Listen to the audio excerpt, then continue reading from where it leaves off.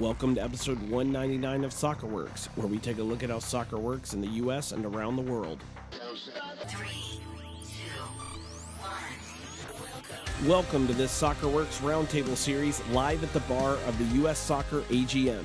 This is part 2 of our conversation with Chris Kessel and Mickey Turner. So, Chris, to keep going down this trail of solutions, I know I talked with you last year during the Winalda presidential campaign, right, and the guys at West Virginia about different ways to grow the game at the grassroots level that kind of improve attendance, engagement.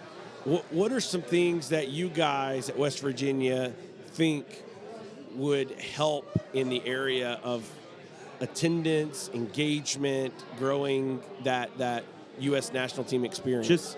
I think that the first thing is like Eric Winalda proposed over the course of a 4-year period having either the men's, the women's, or the youth national teams play in all the states.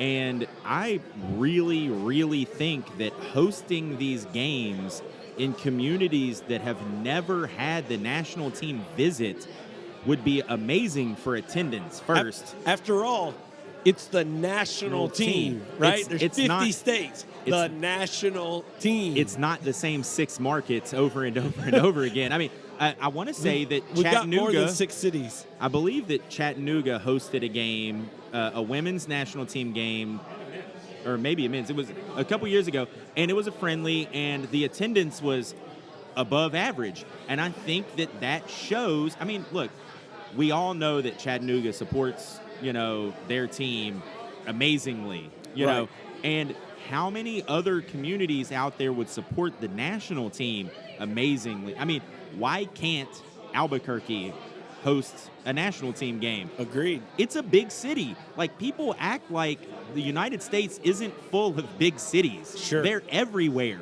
Like, we have over 300 million people. They all don't live in 4 cities. Right.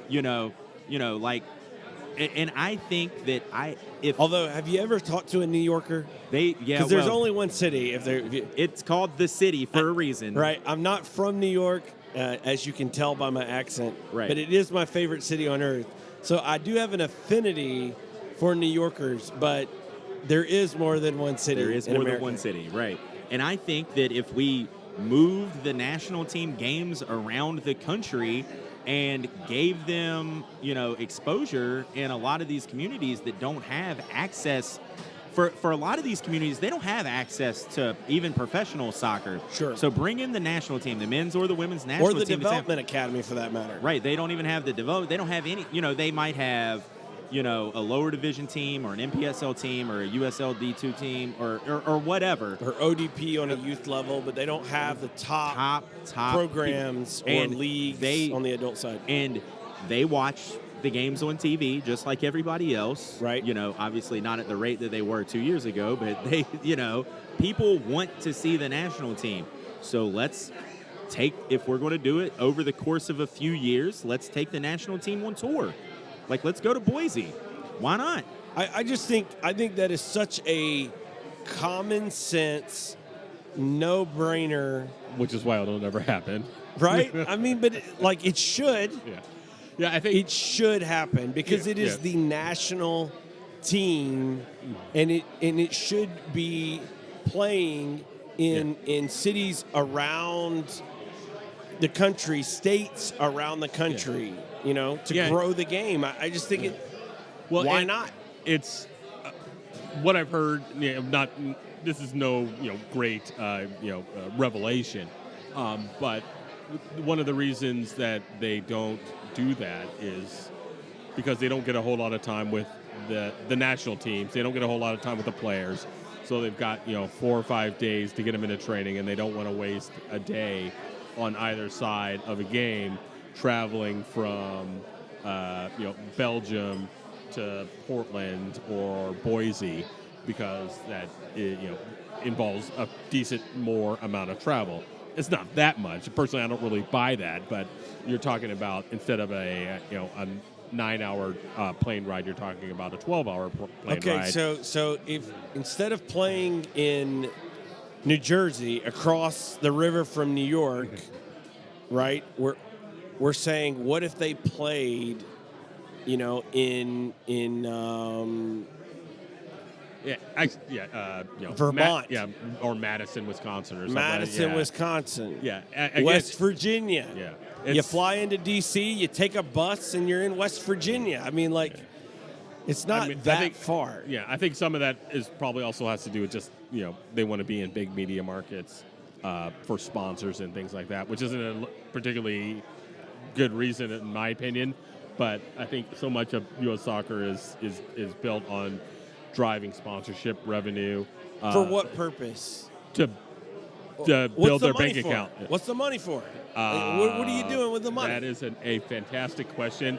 I think it's just one of those kind of capitalist mantras. He who has the most wins. What do you win? You don't win anything. You just get to call yourself a big shot, essentially. Sure.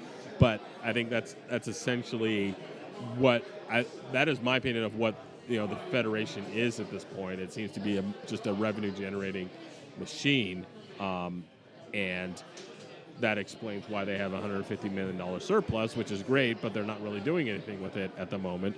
They won't even increase the U.S. Open Cup purse more than $50,000, right? To try to grow that tournament, for example.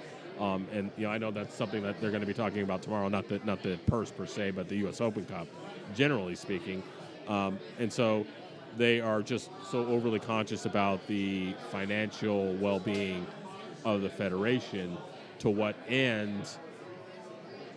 What is the goal of any corporation is just to make more money, nonprofit or for-profit. And so I think that's just kind of where they are at this point. I think it's born partially out of where they were.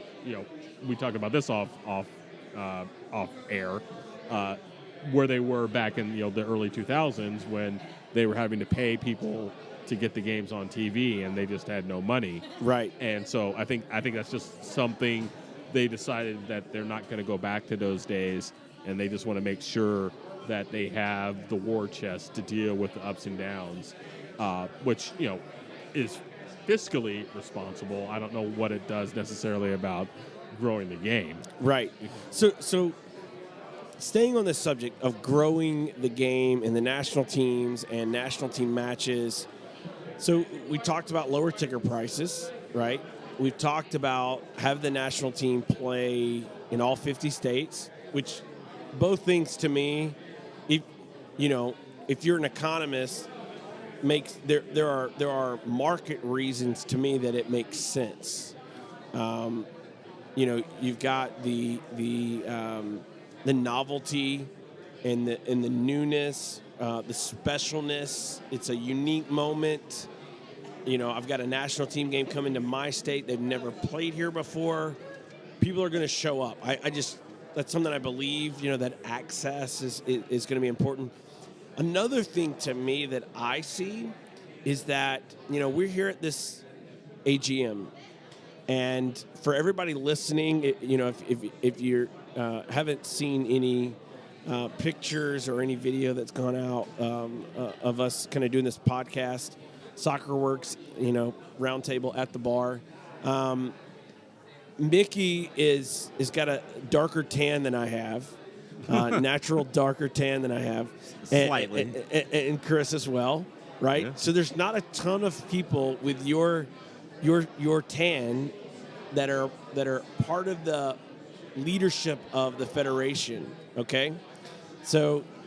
It's a bit homogenous. That's Right. So there's a lot of white bread here at the AGM. There's a lot of that's an understatement. Understatement, right?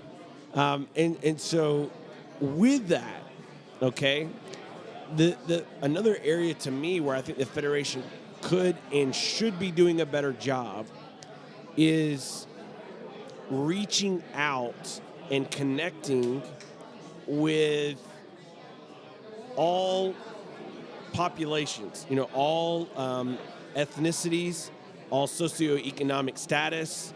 You know, a little side story on this. I used to have a youth club. We were a non-pay-to-play club. The kids didn't have to pay a cent to play for us. Everything was paid for by sponsors. Our coaches were all volunteers. I coached. I had a couple other guys that were coaches, South American guys. In a small squad, we were tiny because for us, where instead of a pay-to-play club, every kid's an income. For us, every kid was an expense. It was the opposite. Right. Right. And so in that scenario, we had to stay small in the beginning. In 25 players in our squad, we had 10 countries represented, and every continent except Antarctica represented. In our squad of 25 players, that's in South Alabama, right? Right. So being intentional of going out into these communities, building trust, building relationships, earning respect, and all of a sudden these families started going, okay, we'll trust you with our kids. These kids were not sanctioned soccer players. They were not playing sanctioned soccer before they came to us. They were playing, in their neighborhoods. They were playing pickup with other friends or whatever. But they were not playing in the U.S. soccer family is a term you'll hear, especially at the AGM. They'll talk about the U.S. soccer family, right, of members. So I think that another way that U.S. soccer's got to get better is reaching out. And I don't mean like giving lip service to immigrant populations, other ethnicities, socioeconomic status groups, whatever it may be, but like real, substantive, concrete, like we value you kind of relationships in order to change that, not only perception, but change that lack of attendance and engagement, with those groups. Chris, what are your thoughts? So I think that we can see, if you go to the U.S. Soccer website, and I did this a couple weeks ago, so it might have changed in the last 2 weeks, but the Diversity Task Force for the United States Soccer Federation, you go to the website, you look it up, and I'll tell you exactly how many names are included on the Diversity Task Force. Let me guess. It's less than one. It is less than one and tied with zero. And tied with zero. Okay. So for everybody listening out there, that's not a good number. That's not a good number for a Diversity Task Force. So, last year at the AGM, I was struck by this same thing. And last year, there were over 500 people in the room voting last year. Right. And I looked around the room and I counted less than 10 people who showed as African American, which is that's not representative of the population of the United States. And I tweeted about it, and I actually wrote a blog post about it. And at the time, I was the racial justice coordinator for the YWCA in Charleston. And so I wrote something about it for work even, and the thing is it's a concept of being purposely inclusive, okay? Right. And not excluding people is the minimum standard, okay? That's the minimum standard. Well, we don't tell anybody that they can't do it. Well, obviously you don't do that. I mean, nobody's here is doing that. I don't think that any organization here is excluding people, but what they're not doing is being purposely inclusive. They're not looking around their board meetings and their AGMs and their meetings and their clubs aren't looking at who's participating and going, well, you know what? My community is 25% African American, but only 4% of the players in our clubs are African American. Why is that?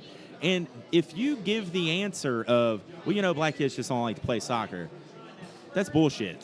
Because I run a club. That's a terrible answer. I run a club, and it's 60% African American kids. Right. So that's a bullshit answer. I live in West Virginia. That's 4% black people. And my club is 60% African American kids because the neighborhood that my club is in is around 60% African American kids. Like, I looked around at that- our registrations. That point is so good. I just want to stop you right there. That point is so good. That is something I have talked to clubs about over and over again, that your club should be representative of the community in which it exists, Yes. right? So every community is going to be a little different, right? So there will be some communities where you have a large majority, white population. Yeah. You have some communities that are large majority Hispanic population, large majority African American population. Whatever it is, it should be reflective. It doesn't have to be exact, right? Right. But Should be there representative. should be some representative, so if your community is 60% and you had 10 African American players in your club, you're not doing something right. Right. Exactly. And then so at a point you have to realize that it's your fault. Right. Like, you have to look at Always. what you're doing and go. That's so good. So the thing is like, if you try something and it doesn't work, but you're trying, you can go, okay, I'm trying. But eventually you have to deliver results. Like, and that's the thing. Like, trying isn't enough. It's saying, hey, we don't exclude people. That's trying. No, that's not really trying. And as an organization, like, and if I can look around and I can say, there's no black people here. I mean, there's not none. I mean, I'm obviously sitting at a table with two right now, but Right. like, You're married to I'm one. married to one, right? and Mickey's not a voter. Mickey's not a voter, Right. But there's not a lot here, and realistically, there isn't a giant Hispanic representation here No. either. I mean, there's more than there is African American representation, but it's not high either, especially when you consider the demographics of who plays the sport in this country. Right. It should be a lot higher. And that's the trickle-down effect of everybody here is that way, and then when you go to your state associations, I mean, I can't speak on everybody because I haven't seen everybody's board, but I'm just going to assume that since it isn't matriculating its way to here, that most of those, it's not there either. Right. So what has to happen is we, as U.S. Soccer and all of its members, we actually at the West Virginia Soccer Board talked about this the other day, several members of us, that we have some openings we have our AGM in March, and we have to find more candidates. We don't have enough women, and we don't have enough minorities. We only have one African American on our entire board, and that's not enough. So we are actively trying to find more candidates that are going to be willing to run. Now they have to win the elections for the open spots, but Sure. if we're not actively trying to find qualified candidates to run for these positions, I mean, think about it. The U.S. Soccer VP election, quote unquote election, Coronation. Let's call it what it is. If is you only happening have, tomorrow. If you have one candidate, There's one candidate. then it's a coronation. Mickey, what you got? So, yeah, I agree pretty much with everything Chris had to say. But just to add a little more, I think a lot of this just has to do with just not putting in the effort at all on the federation level or on the local level or on the MLS team level. There's no black coaches in MLS at the moment, and just examples like that. Patrick Vieira was, I think, the only one, and he's gone. And so, what are they doing at kind of a higher level to get those types of people involved, qualified candidates? Again, you have to deliver the results. No one's going to carry you along as a passenger, but what are you doing to get those people involved and at least get them interviewed, and maybe one or three of them blows away the selection committee at a particular team and gets the job, and then at the local level, what are you doing to get the kids involved in your area? I think MLS has a bit of a blind spot there, which I think is getting slightly better, at least in some ways, but still not nearly enough. And that's definitely a story that should probably be told or written about, as far as getting more minority representation at the team level. Absolutely. And it's just, again, some of these things are as a result of MLS not being held to the scrutiny of other leagues. Obviously there's the Rooney Rule In the NFL. NFL, and Yep. baseball has something similar, I Similar, think. they do. And it's just because no one was paying attention really to MLS before the turn of the decade. And Essentially, you could argue that no one's still paying yeah, attention. that is comparatively. certainly, that is certainly an argument that could still be made. But Right. it's certainly there's more scrutiny now than there was 10 years ago, for sure. Sure. And so some of those issues just haven't been confronted for at this time or in the past. And so we'll see what happens going forward. But I think, like I said, a lot of it is just the effort has just not been there. And whether I'm not going to ascribe malevolence to that or any, necessarily, racial, intentional racial, meanings or intentions behind that. I think it's probably just more negligence at this point. Right. And so, we'll see, that's probably up to the media to put a little more pressure on that, frankly, myself included, Right. to ask some more questions and ruffle the feathers and startle the rustle the grass, I should say, for lack of a better word. Well, if you're looking at communities, if you're looking at fans, if you're looking at some of these minority groups they're not represented very well in the federation, or looking at U.S. national team matches, which is kind of where we started this rabbit trail. So it's not even just minority groups. I mean, we have to remember that it's groups such as rural players and participation as well. Right. So I mean, like the focus is on a very narrow band of players and fans. Right. So, like, back to what we were Mickey talked about earlier, the cost to go to the games are so high that we've excluded large chunks of participants in the live viewing of the games. The cost of playing soccer, through whatever pathway you think is correct is so high that we've excluded based on income, and not just, hey, poor people don't get to do it, but also, I mean, there are people that make plenty of money that just go, this isn't worth it. Right. Like, so it's not just people who can afford it, it's people that won't pay it. And people that go, I'm not going to pay $400 to take my family of 4 to a friendly versus Panama's C team. Right. So it's a lot of these decisions about exclusion aren't just based on race and ethnicity or gender, they're based on class. I mean, we've selected a very narrow band where we're trying to wrangle out every dollar across the full spectrum of the game, from youth soccer through the national team, through governance and through everything, that it's limiting how many amazing people would want to be involved with the federation, with your state association, with the sport, with playing, with coaching, with everything. Yeah. Just briefly, and that kind of goes back to what we were talking about, is where the federation was coming from, 10 to 15 years ago, when they didn't have a dollar to their name and were having to pay and to get their broadcast on TV. And I think it's just I think it's in their DNA that they do not want to go back to that. And so their goal is to raise and earn as much money as is possible.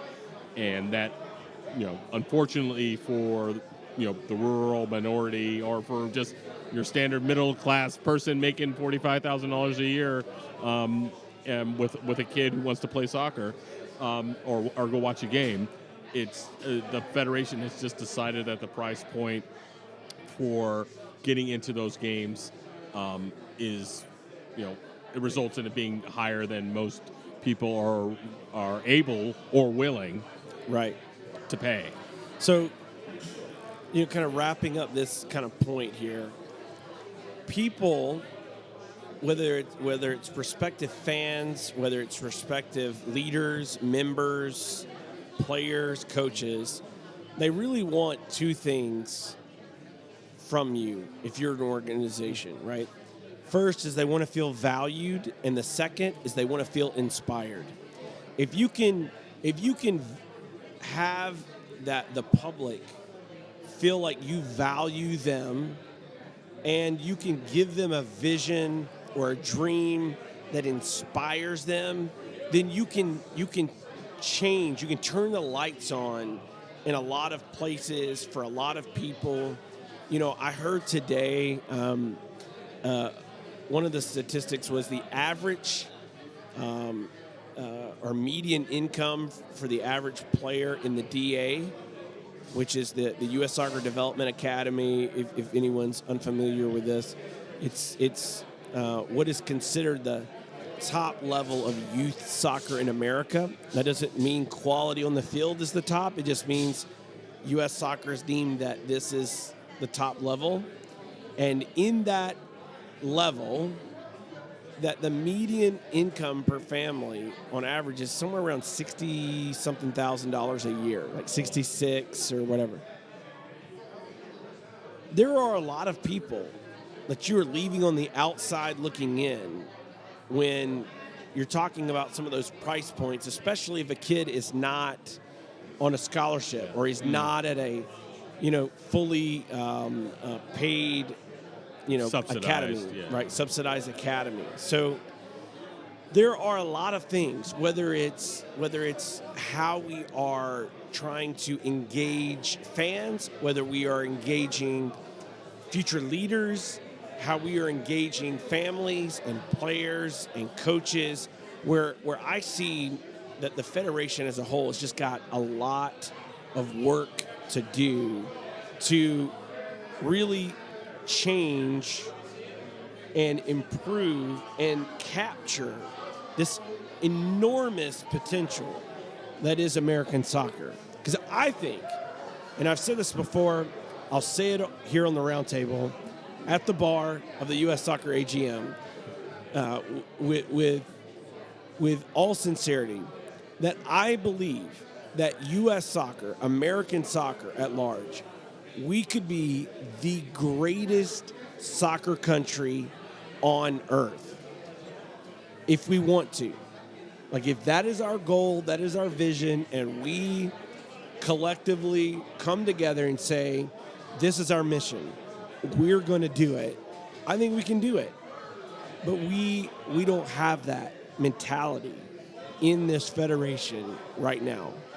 I don't see it. Do you guys disagree? No, I, at this point, again, I think their overriding mission is fundraising, which sounds cynical, but I think that's... Look, I'm not against fundraising. We need money. Yeah. What are you going to do with the money? Well, again, that's the other thing. How do you fulfill your mission, which is make soccer the preeminent sport in America? Yeah. So what are you doing with 150 million, 10 million, 50 million, right? That's a great question, and they have not done a whole lot with it to this point. They've thrown out a few grants here and there. They raised the purse of the U.S. Open Cup by $50,000, which is, not that MLS teams who are typically going to be the beneficiaries of that, not that they should be making millions of dollars, but it just goes to show that they don't value those types of tournaments which can potentially grow the game. And so, not to be overly cynical, but at this point I haven't seen any indication that their mission, quote unquote, has changed or will change going forward, unfortunately. So there's a saying, Chris, before you jump in here, that where you spend your money shows what you value and how much you spend, right, in those categories. They're not spending anything at the moment. So then that shows you, what they don't value. They don't value some of these things that we've been talking about because they're not backing that with money. Well, look, what Mickey just said right there, the mission of the organization. The United States Soccer Federation does not have a long-term strategic plan. How does an organization tasked with soccer in an entire nation, the size of this nation, the size of this organization, with $150 million in the bank and millions of youth players and hundreds of thousands of adult players and however many pro teams we have in the United States now, and however many hundreds and hundreds of amateur teams and national leagues and all this, and we don't have a strategic plan. That is absurd. It is. I've never worked for an organization that didn't have a strategic plan. What are we trying to do? We don't know. Right. Like, we don't know. We don't know our mission. We don't know how we're going to get there. And if you hit the target, you don't know that you've hit it because you haven't actually set the target in the first place. We don't have metrics. We don't have measurables. We can't tell if we're making progress, if we're regressing. Our metrics currently that we're able to use are registrations and the bank balance. Like, those are our two metrics. And unfortunately, registrations are down for youth, right? And registrations are down precipitously for adult players. The bank balance is up. So if you listen to certain segments of people within the organization, everything is doing great. We sat in a budget meeting today, and, I didn't hear any kind of answers about how we were going to invest and fix some of these other problems. I mean, you all said in the Q&A with me, right? Did you all hear answers to how we were going to invest that money to further this non-existent mission that we have? Yeah, I think the answer there, at least if I were to give U.S. Soccer, a chance to respond, is basically that $150 million isn't going to go very far, which is probably true to some degree, at least on a macro level, because, divide $150 million by, how much could you give to each state? That's not a whole lot of money, and that gets wiped away pretty quickly, and then they've got other expenses. So I certainly understand that they're not just going to say, all right, everyone step up who's got Sorry. Little technical difficulties. Yeah. Hold on. Mickey had to back? get his headphones back in so he can hear us. So, again, U.S. Soccer doesn't, that $150 million on a macro level isn't going to go very far. Sure. It's not like they could go out and, hand every state $5 million every year, because that's going to last. That's not going to last a year. I don't think anybody's expecting U.S. Soccer to write $5 million checks to every state association. I don't think anyone's asking for that. Just as a general proposition, that money is not going to go as far as I think people thought when they first heard that number. They were like, "Oh my God, the U.S. The federation's got $150 million. We're going to end pay to play." Yeah, I heard some candidates last year. 100%. We're running the campaign last year, and I heard one of the candidates talking about $150 million. We're going to eliminate pay to play. I was like, you have no clue. Yeah. I mean, Kevin Payne, the CEO of U.S. Club Soccer, is on record as saying that youth soccer in America is a $5 billion, that's a B, guys, $5 billion a year industry. Yeah. $150 million is not going to wipe that out. That's not going to scratch the surface. So, not at all. So that, that's kind of where I was coming from with what I was saying. And that's, again, that's a legitimate argument. That's a legitimate thing to say. You cannot just start spreading around all the money because it's going to go quickly. But that doesn't mean you shouldn't invest at all. Right. And it doesn't appear that really U.S. Soccer has really invested any of that money at all in any meaningful way. They've come up with some grants that they've talked about, like $3 million here, $1 million there, which is great. But again, that's not going to have any measurable impact. Again, on the macro level, it'll certainly help those who are recipients of the grants, and they should certainly be doing more of that. But it's just, I understand at least to this degree why they're not just throwing money out there, because again, if all the money's gone and they go into a down cycle like we're currently in now, on the heels of not making the World Cup, then they're kind of in a world of hurt, and then they've got to kind of start over from scratch. But again, $150 million would do a lot of good for a lot of people, and they certainly could stand to loosen the purse strings a little bit, and hopefully they will, going forward. Although I unfortunately wouldn't get my hopes up too much, because I think it's against what their mission is, which is to grow the business side of the game. And I think they talked about that at the last election. They talked about the business side and then, kind of the grassroots growing side. And, their focus was on growing the business, the bank balance. Again, to what end is up in the air at this point because they haven't defined what they're going to do with that money beyond a grant here or there and, hiring a couple of GMs. So. Right. Well, and one of the things when we talk about like money and finances and what U.S. Soccer has achieved on the financial levels in terms of their focus and their efforts, I look at U.S. Soccer as a federation in that level where a lot of people within the federation, voters, delegates, members, think that we have done a successful job on the financial piece. The $150 million surplus. They have. A lot of people have said that, right? I actually argue that is still an F. So, in other words, if you think about a classic, educational grading scale, for most it's like 90 and above's an A, 80 to 89's a B kind of thing, so on and so forth. So for a long time, the Federation wasn't doing a great job financially. Like we've talked about that on this episode, and we've talked about how the Federation has struggled financially in the past, how they're doing a lot better than they were. I give them that. Yeah. Now, I'm not bashing them for some level of growth. That's good. But comparative to what we could be, what we should be, what our potential is, when you look at the fact that Europe, which is essentially the size of America, economic power, geography, pretty comparative, Europe and America. European countries, the TV rights deals alone are over $14 billion per year.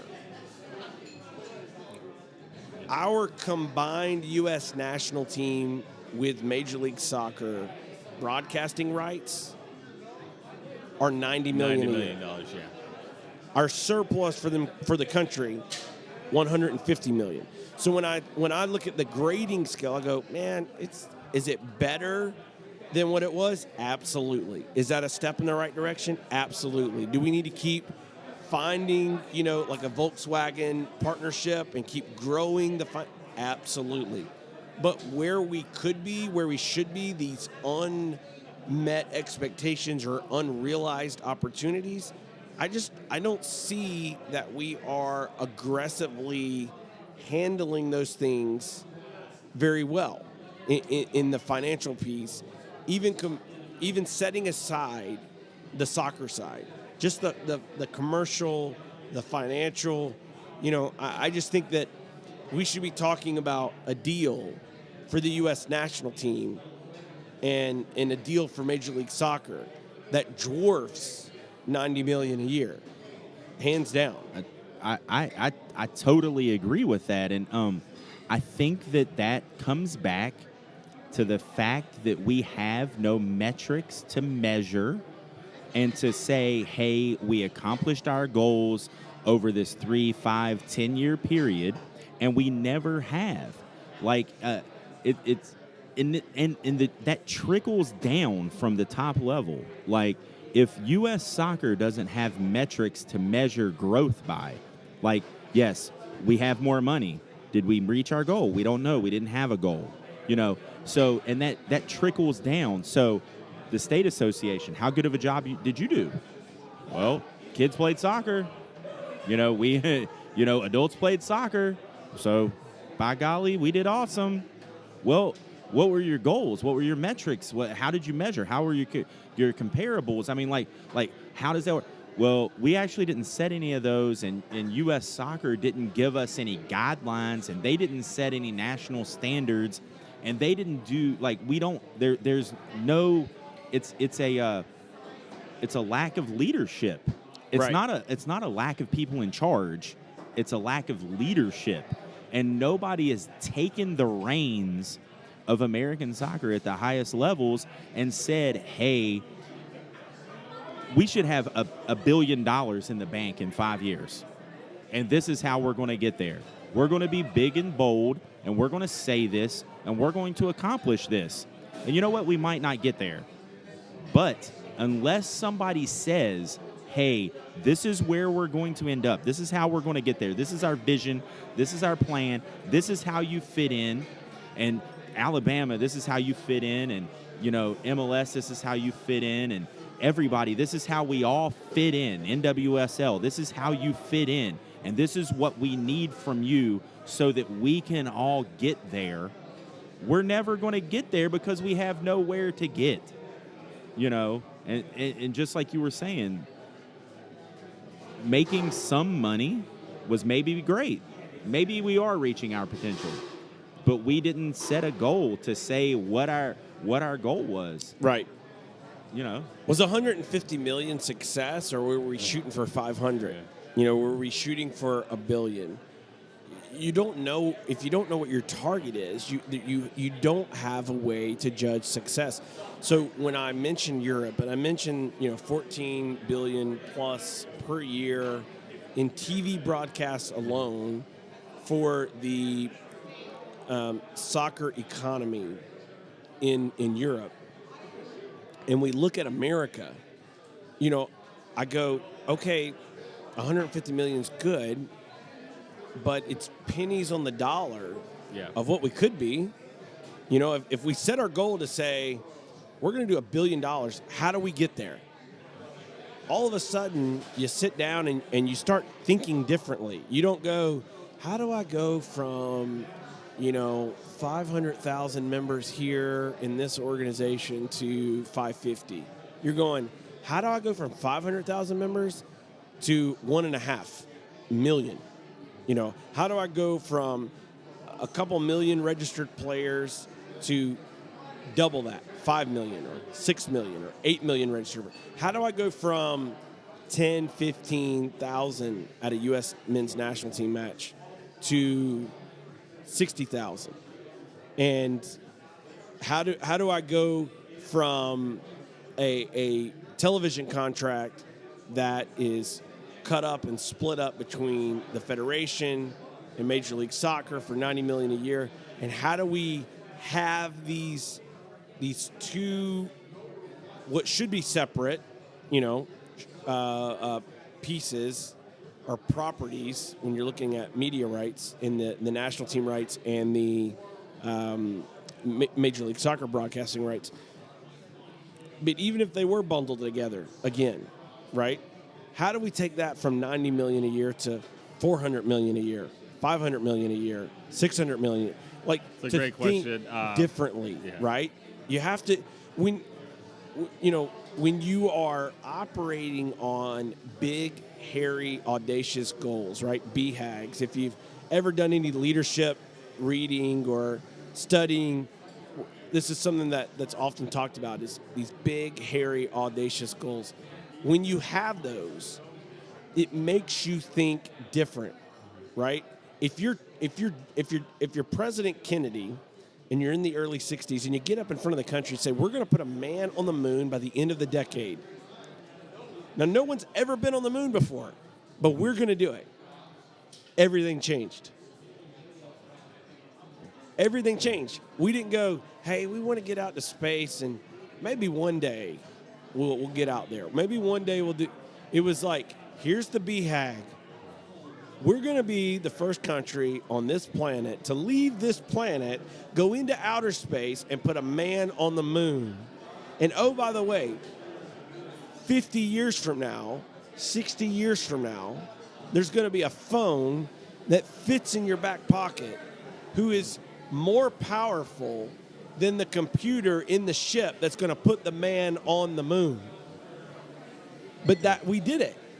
And you see that in business. You see that in organizations time and time again. When you have big goals, when you ask and you stretch and you pull and you inspire, all of a sudden you can accomplish amazing things compared to just getting by. Yeah. The question obviously is when you're trying to figure out how to generate the kind of revenue that you see in Europe. A lot of that has to do with television, where MLS just simply lags behind. Some of that is just the cultural issues that are inherent to the United States. Soccer did not originate here, and it's not the number one sport, and it was never the number one sport or close. Right. And so, some of that is beyond the control of, the U.S. Soccer Federation or MLS. Some of it is not. Some of it is, things they could probably be doing to improve the product, just from an interest standpoint. What changes could they make to the structure of the league? And so that kind of goes into what bold move will they make coming into the next television deal to try to figure out how to bolster that $90 million contract that you talked about, and maybe multiply it times 4 or 5. Right. And I don't know how they're going to do that. Obviously, if I knew the answer, I'd be working as an executive for MLS or the Federation or some. And I'm not sure what the answer is on that. We talked about answers to other issues earlier. There's just nothing necessarily that one can point to and say that's a surefire winner. And so, it's just one of those things. They're going to have to make a bold move at some point, but I to be honest, I don't know what that is. Well, I know a lot of people, poo-pooed it, but, Ricardo Silva offered $4 billion. For promotion and relegation. And the media, and I know a lot of people said that it was posturing and, well, whatever it was, the fact that the Federation, the fact that the Federation didn't legitimately discuss the fact that people are offering, look, the difference between 90 million and 4 billion. Obviously it was over an X amount of period of time, and it was, it wasn't 4 billion. It wasn't 4 billion in a year, but it was, it was the comparison. I think was it was a 10-year, so I think it was about 400 million a year, and I think it was 360 million for 4 years. Versus it was scaled out. Versus 400 million a year for 10 years, or it was scaling up over the course of the time. Like the fact that there wasn't even a discussion about hey, do we need to just let the window of negotiation, because Soccer United Marketing has a guaranteed right to negotiate first for X amount of period of time. I'll let you finish. The basic deal for Soccer United Marketing is as the contract comes up in 2022, they've got at least a year where they have an exclusive negotiating window, or I should say ESPN and Fox and Univision have the exclusive negotiating window for that year leading up to the expiration of the deal, where they can come to an agreement with, Soccer United Marketing /US Soccer /MLS. So just so people know. Right, and so the thing is there's a lot of different actors involved right there. But the thing is the valuable property, currently are the men's and women's national team, and I think everybody knows that, and it's not to downplay anything else. That's just the reality of the situation. And the fact that there was another actor willing to enter into the bidding process that was offering substantially more, and it wasn't taken seriously enough to say, hey, we're willing to risk, waiting through this negotiating period to open it up to see, hey, what is this really, really worth on the open market? Even if Silva's $4 billion ended up only being $2 billion, that's still a $150 whatever 15% increase over the current deal, and that's a very substantial. Like we talked about, $150 million in the bank. What if instead of the guarantee for the men's and national teams media rights, which is $30 million currently from looking at the financials, bumped up to $60 million? Like, Right. how fast does 150 turn into 300 if we double our income every year? Like, and you know, that sort of works back to what we talked about you, the big audacious goals and everything, and it works back to not having a plan, not having metrics, and oh well, you know, this is good enough. Right. You know, is Right. good enough good enough? No. No. Not if you want to do two things, right? So to me, the US soccer stated goal is good but not great, which is to make soccer the preeminent sport in America. I think that's a good goal. I don't think it's a bad goal. Yeah. I think it's a good goal. I think a great goal is to be the greatest soccer country on earth. Because to me, that's Kennedy getting up and saying, we're going to put a man on the moon by the end of the decade. And when you have that as a goal, it's not, hey, we want to be the preeminent sport in America. It's, holy crap, we got to be better than Brazil. We got to be better than Spain. We got to be better than Germany. We got to be better than France. We got to be better than England. We got to be better than Italy. Like, oh my gosh, what are they doing? How can we do it better? Right? You start to, there's an internalization of drive and competitiveness that I think is inherent in the American spirit that we don't tap into because it's not encoded into the DNA and the expectations and the goals and dreams of the Federation. So, you know, the interesting thing is I've never really thought about that statement before. Like, really, to make soccer the preeminent sport in this country puts the competition against the NBA and the NFL and Major League Baseball. The competition for U.S. soccer shouldn't be the NFL. The competition is the rest of the world.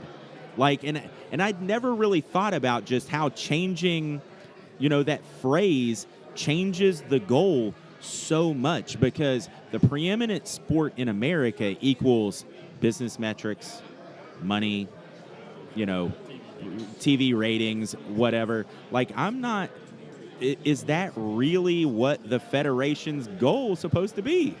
When we do things that are practical, tangible things to grow the game, we get a lot closer to achieving our goals, right? Not just more money in the bank, but what do we do with the money that comes in? How do we reinvest that? How do we partner? How do we resource? And how do we help players, coaches, administrators get to a better opportunity to not only experience the game, but enjoy the game. And when we do that, in the long run, we're going to be in a much, much better place. You guys agree? Yeah, I think that's a good place to summarize it, wrap it up. Well, thanks for coming on the show, guys. Thanks for listening to Soccer Works with Daniel Workman. This has been a roundtable series live at the bar of the U.S. Soccer AGM. I would like to thank Chris Kessel and Mickey Turner for joining us on parts 1 and 2 of this conversation. To learn more about Soccer Works, you can visit wrk.mn/SoccerWorks. Until next time.